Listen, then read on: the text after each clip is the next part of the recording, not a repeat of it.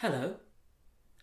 Today I'm going to talk to you about John F. Kennedy, or as he is commonly known, JFK. He was President of the United States in the 1960s and was most famous because he was shot and killed in 1963. Kennedy was born in 1917 in Brookline, Massachusetts, in the northeastern United States. You can see a map showing Brookline on the top left. Kennedy was born into a very successful Irish-American family. This is a picture of him, on the left in white, with his parents and 7 brothers and sisters. In this photo, John's mother was pregnant with his little brother Teddy. JFK's ancestors moved from Ireland to the US in the 1840s, during one of the first potato famines. Over the next 100 years, their families became rich and powerful. JFK's father, Joe, was US ambassador to the UK in the 1930s. During World War II, JFK joined the Navy in the war in the Pacific. You can see a picture of him in his uniform here. He won medals for bravery. After the war, JFK ran for Congress. First, he was a member of the House of Representatives and then of the more powerful Senate. He married Jacqueline Bouvier, the beautiful daughter of a rich Wall Street businessman. You can see a portrait of her on her wedding day on the left. As First Lady, Jackie Kennedy became a fashion icon, particularly with the sunglasses she wore. But JFK was also a womanizer. It is said that he had many different lovers. Most famously, he had a brief relationship with the actress Marilyn Monroe. You can see a picture of Monroe on the right here. In 1960, JFK ran for president. He came across as brilliant, energetic and handsome, and put forward a positive and optimistic message about the US. He won the election, becoming the first Catholic president.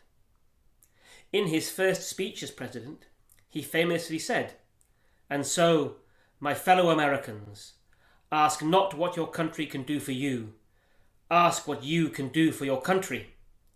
My fellow citizens of the world, ask not what America will do for you, but what together we can do for the freedom of man."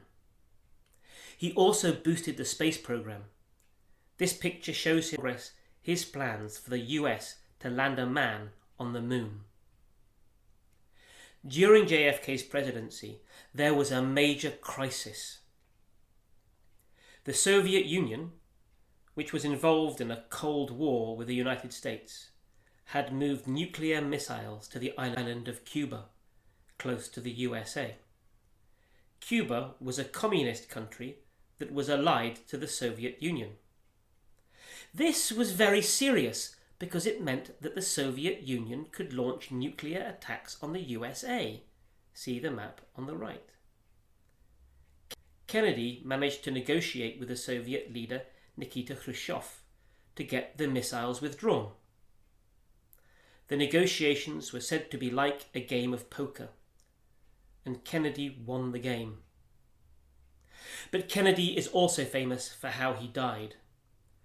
On November 22nd, 1963, on a visit to Texas, Kennedy was traveling in an open-top car.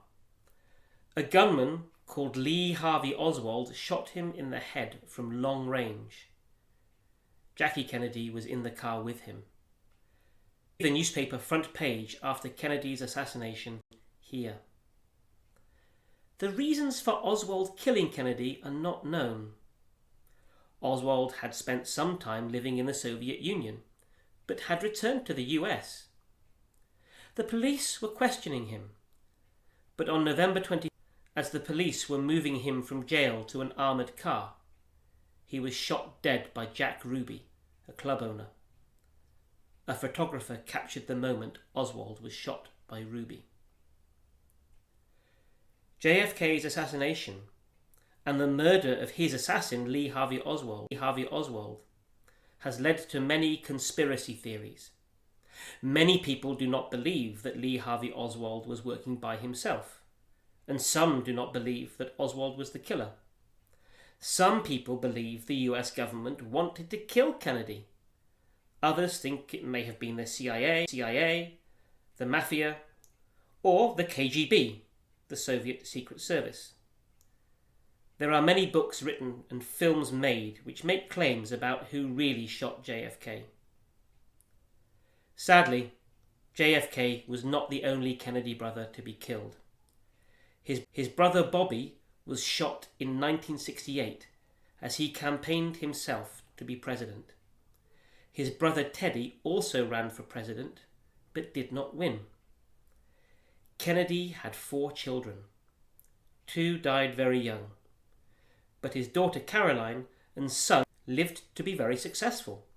Caroline, pictured here, was the US ambassador to Japan from 2013 to 2017. Thank you for listening.